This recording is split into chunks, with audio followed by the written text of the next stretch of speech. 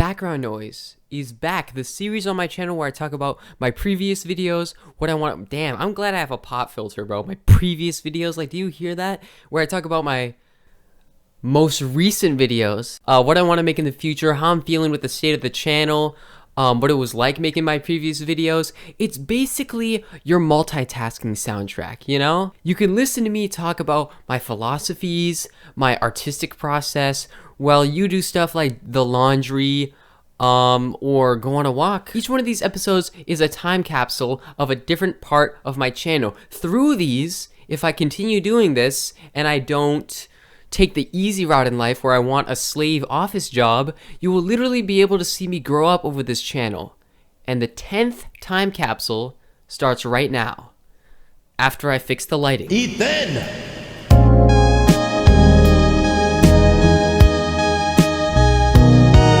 Alright, I just uploaded like the most opinionated video I've ever put on my channel. It's called Why You Have the Wrong Mentality.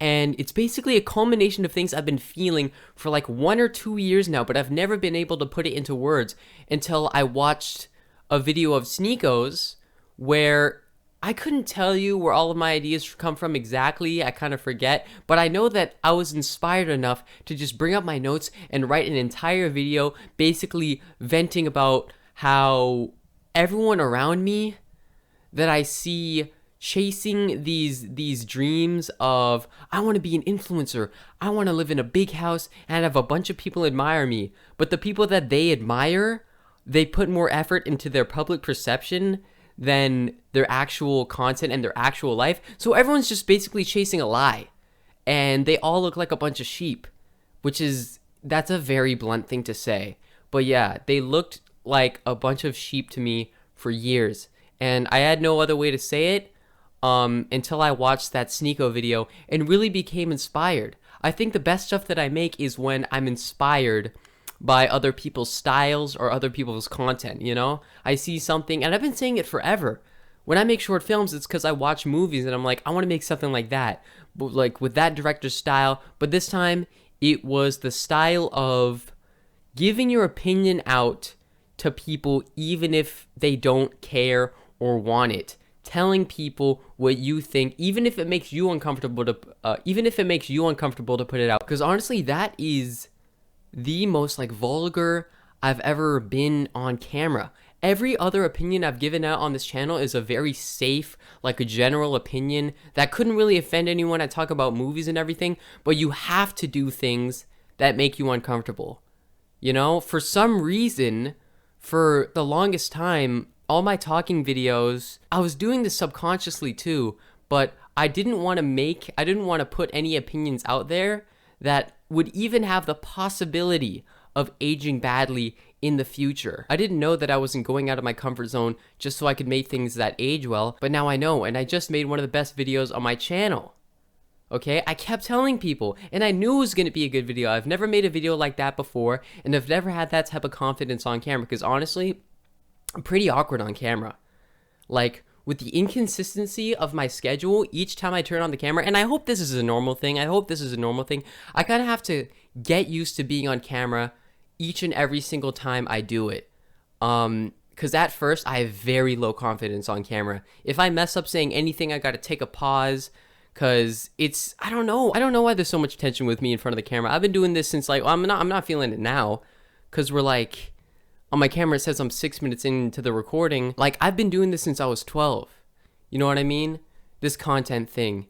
And me being kind of hard on myself right now, or pointing out my flaws in what I make at the age of 16 is a sign of things to come. Basically, since we're in quarantine, I've been alone a lot, and everyone has, and I've been thinking a lot, and I've had so much self-discovery over this past year. Man, it sounds like I'm a health guru, aren't I? I sound like I do yoga and meditate. I'm like, I've so much self-discovery, but like, no, seriously, like, I've discovered flaws and subconscious things I do that make what I make worse. The same amount of self-discovery someone has in like an acid trip I've had over this past year. And one of the worst things that I've been doing for the longest time is, to put it very bluntly, and it's the flip side of doing something good, which is making stuff that is going to be timeless, making stuff that isn't a product of the time, making stuff that will age very well. The flip side of that is I'm less willing to take artistic risks because I'm so obsessed with making stuff that will age perfectly. That's not good. I don't want to put anything in there that I even have the possibility of disliking in the future. I haven't put anything out there that makes me uncomfortable, and I realized that right before I made my last video. And that's how I knew. I told people, I said, this is going to be one of the best videos I've ever made. I found out that for the longest time, I've just been giving very safe opinions that couldn't offend anyone or anything, because in 30 years, I might not agree with it. But what that does is makes it so the worst reaction I can get is a meh reaction. It's not that good. But the best reaction I get is, yeah, no, that was good. That was great. There's not that much risk involved. And I've been doing that for a while, like subconsciously. I wanted the worst reaction of possible to be meh, the best reaction to be good. But if I make more stuff that's more personal and more vulnerable, the spectrum of reactions I could get opens up a lot. Now, the worst I can get is that was terrible, that was crappy, that was the worst video I've ever seen. But the best is that was an amazing video. So art is taking risks. And I know I sound super pretentious saying that, but it's basically just I have to risk making stuff that makes me uncomfortable. I need to say things that make me uncomfortable to say, but I also agree with. So the amount of reactions I can get, it's the risk reward thing, basically. I can get either a terrible reaction or an amazing reaction, and I'd rather risk that than having a meh to good reaction, because I'd rather make a negative impact than no impact on the world. But I'm not aiming for a negative impact.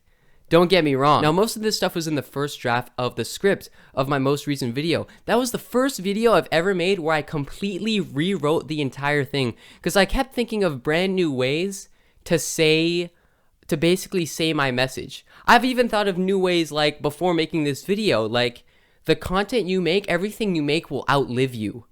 It will stay here after you die. That's a way simpler version of the tree analogy I used, which I still like that analogy and everything, but it's basically just you're building your digital pyramid. This is what's going to represent your life after you die. Don't sexualize yourself on the internet for views, and then wonder why everyone treats you as an object and no one recognizes your talent and no one treats you as a person, even though you've just been using your body to get views the entire time. Or B, also, don't just make content that appeals to a very wide general audience and create like this soulless channel that just makes money, because there's going to be no fulfillment of that in the future. It's going to be very short term. This is making me money, right? But in a year, you're going to look back and be like, man, I wish I made stuff I'd actually be proud of, because it stays here forever. And that's why your time between uploads, I've been thinking about this today.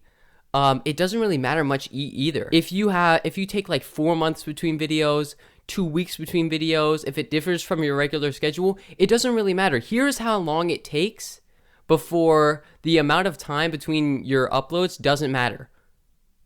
1 year.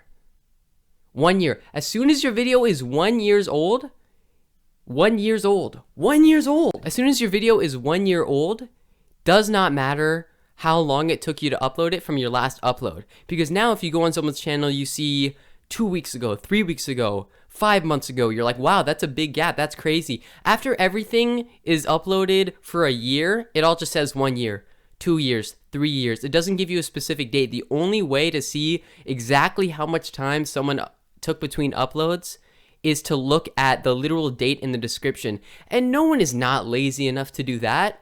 No one actually cares that much. No one has that type of attention span. It doesn't matter. So that's why you should take your time between uploads if you know that it's just going to be back to back to back quality. It's all just going to say 1 year, 2 years, 3 years. It's not going to be that specific after a while. It's basically watching a show, let's say Friends, for example. That show's already finished. You can watch all the episodes back to back to back. Literally doesn't matter if between season 2 and season 3 they took a 3-year hiatus. Doesn't matter. Imagine at the beginning of every season they're like, yeah guys, sorry, due to production and everything, we took too long to make this season. But don't worry, we're going to be making new weekly episodes. Like, it doesn't matter. Unless you're watching it for the first time when it first came out, when it first aired, that's when it matters. But in the future, it's going to be really annoying to look back on a bunch of people's channels and be like, and have every single video of them like, sorry guys, I haven't uploaded in a really long time. Like, that's going to age like complete milk. It won't matter after a year. I think that's like the most efficient I've ever been making a video. I took 2 days to film it. Went to the same snowy place twice, and I was quick to film it too. Like, it only stowed for 3 days where I was. 3 days. Most people were like, oh yeah, let's go tobogganing. Let's go take Instagram pictures in the snow. Imagine going to a place with the objective of like, this is gonna look good for Instagram. Imagine people who like, yeah, let's go to this cliff because it has a really good photo spot. Who cares? I don't care about your life, and you shouldn't care about mine. That's why I don't do anything just for public perception to make me look cool, like my life is more interesting than it is. Honestly, it took me 3 hours to film for the first day. Like, to get the entire script and everything. And the first day is when I have that full snow-covered field behind me, which is a very nice background, by the way. But it was not fun to film on because I was hungry, I had a headache, my hands were going numb. You see me with a jacket like halfway through it, because it got so cold that I couldn't like talk properly near the end of it. I started like slurring my words way more because I couldn't open my mouth and move it as fast because of how cold I was. But look how worth it was. Look how worth it was. That's a way better background than this, and a way better background than my office. And yeah, my room is actually lamer than this. I just don't want to show you the entire thing. But when I look back on it in the future, I'm gonna miss that freedom that I had filming my last video. Just busting to that location. If I see a nice shot, just set it up, because I don't have a very big camera. I don't have that much equipment. Very easy, you know. I was on the SkyTrain. That shot at the very end, one of my friends said he saw the thumbnail and he thought it was Photoshop. That there was no way that I would set up the camera on a SkyTrain. I would have never filmed that end spot when I was on the train if the train car wasn't completely empty. Okay? That's the amount of confidence I'm missing from being on camera. But hey, the only way I get confidence from being on camera is by being on camera. Alright? I'm realizing all this stuff at a very young age, and all this stuff where I realize my flaws and the subconscious way I do things that makes what I make worse. The fact that I'm aware of this now, all that means is that what I make from now on is going to be the best stuff I've ever made. It's that simple. From what I make from now on is going to be the best stuff I've ever made. But that doesn't mean everything I made previously on my channel is bad. That just means everything I make in the future is going to be a better version of that. Like my most recent short film, The Conundrum Crew, I still really like that. It's inspired by Scooby-Doo. It's very obvious because I got the whole Scooby-Doo soundtrack in the bag, and the Conundrum Crew is literally just a different version of the Mystery Gang. So I knew I wanted to make something like that because I had a group of people that were willing to be in my stuff, and I was like, I have to make like a group mystery murder type thing, and we're nearing Halloween. The thing is though, Scooby-Doo has so many tropes and so many like, golly gee, you don't think that these dead bodies could be from the monster, could you? Like, all that stuff is super corny. No one talks like that. And I was like, what if I made a short film that was like that, but it was aware of it? I put that dialogue in it to be faithful to what I'm being inspired by, but I'm also aware that that's not how people talk. So I kind of flipped it on his head. I was like, why do these people act so cartoonish and wooden in a world that's normal? I needed a character that would establish that this is not how people act. This is not how people talk at all. And I was like, what if I made the reason that they're all acting like this and everything, what if I gave it a dark twist by the very end? If you haven't seen it, I don't want to spoil anything. Go watch it. Everything that I talk about in this video will be linked in the description. My most previous video. I think that one is going to age pretty well, just based off the idea alone. The whole mystery gang, but dark and self-aware, I really love that idea. I don't even know how I came up with that, honestly. I don't know how I came up with most of my ideas, because most of my visions for stuff, I really like. They're very original, at least I think. The execution doesn't always match, I know. But like DUALIZE too, the short film that I made in the summer, I think it was about 4 months ago, I really like the concept of it. That's the word for it. Yeah, happiness doesn't come from fun or popularity or fame. Even Jim Carrey said it. Jim Carrey, like, who was on top of the world at one point in his life, said, I wish people could get rich and famous so they could find out that that's not what they actually want. Are we just not going to listen to Jim Carrey? What happiness comes from for me is fulfillment. That's why in my previous short film, I filmed on Halloween. I wasn't going out to celebrate Halloween. I was filming because all of that stuff is going to be worth it. Obviously, you've heard it a billion times before. The greatest art comes from suffering.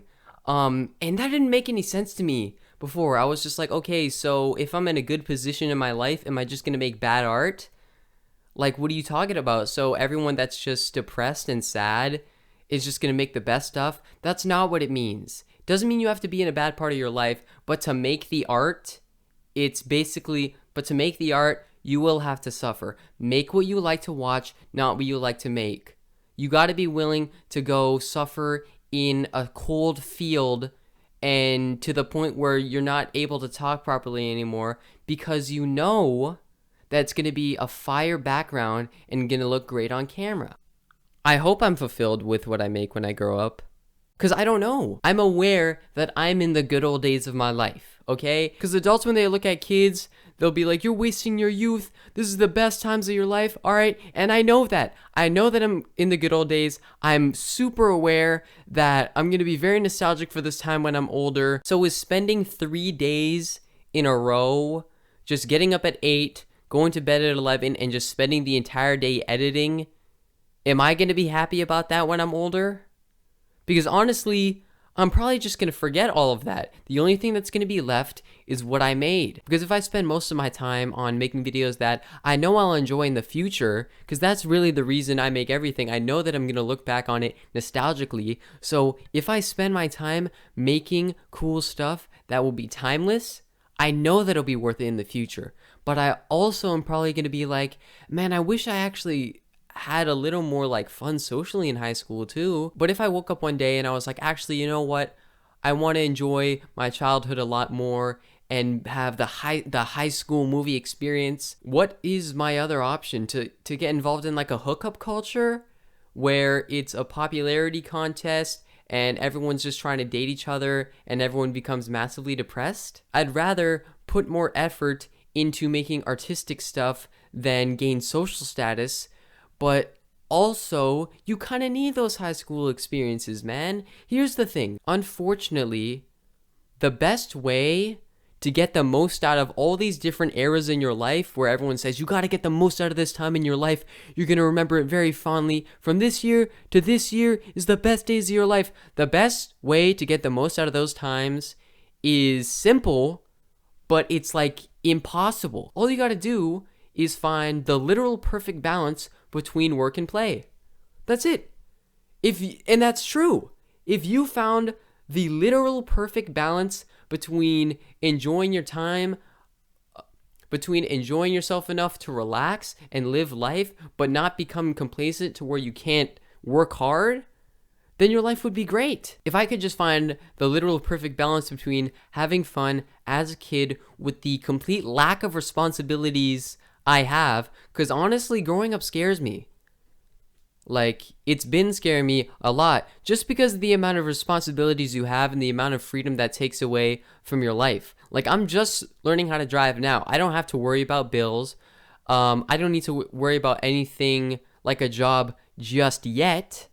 And I'm kind of scared of losing that. So should I spend more of this time enjoying the fact that I am in this time? If I found the literal perfect balance between that and videos, it would be great, but that's not possible. The thing is, though, no one has ever been remembered for having a really fun childhood. No one's ever been remembered because they really just had a great high school experience and had a lot of fun. Like the best painters, the best artists, they were probably all broke and not popular, and I don't even know if they were that happy, but they knew that what you make outlives you, and now look where they are today. I don't even know if I want that though, because my objective has never been like, all right, I'm gonna live the worst life ever as long as I prioritize art over everything, and then 1,000 years after I die, that's when I'm gonna become really popular. Like, I want to be alive for that.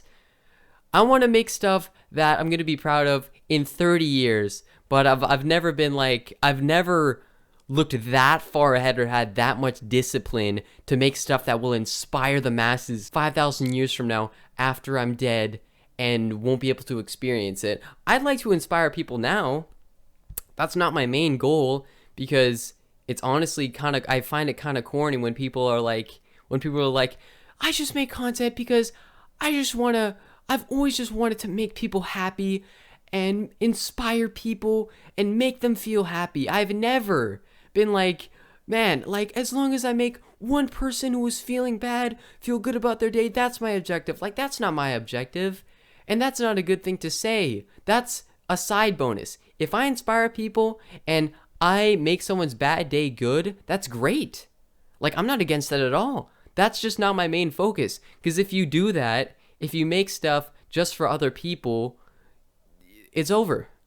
If you let your analytics influence you, like your money influence you, or other people's opinions influence what you make, it's not going to be a good time. You have to only focus on impulsively making whatever you want to make. That's why after one of the most successful videos I've ever had in a while, I'm recording a background noise, because that's what I would have done anyway, even if that video got 2 views. I could have just made another Sneako type video, because my recent one was more successful compared to my other videos, but as soon as I do that, that's just, I create a niche. If I do that, I'm kind of just admitting to myself that that's the only reason people come to my channel. If I defer from this one niche, this one style that got me to a certain level in the first place, then it's not going to go well. You cannot let that happen. 2 years ago, 3 years ago now-ish, 2018, I had my most popular video of all time. It's still my most popular video. People love that. If I had just continued making more of that,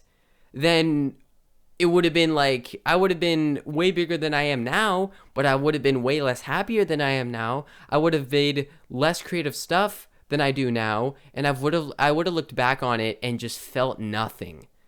But after I made the most popular video I've ever made, I immediately stopped making those types of videos, because I just continued to make what I wanted. That's just not what I wanted to make. That's what you need to do. Everything you make is going to age like milk if you make stuff that's based on what's popular at the time or what people tell you to make at the time. And if you do that, you're kind of a sheep, honestly. Right now, if you make content, the only thing that matters is what you want to make and what you want to see. And when you're dead, the only thing that'll matter about you is what you made. So make stuff that'll make you happy, but don't prioritize other people's happiness over your own.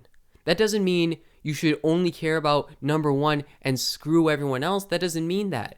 But focus on your own personal happiness. Don't try to make other people happy while you suffer emotionally. And if you do suffer to make other people happy, you're a better person than me.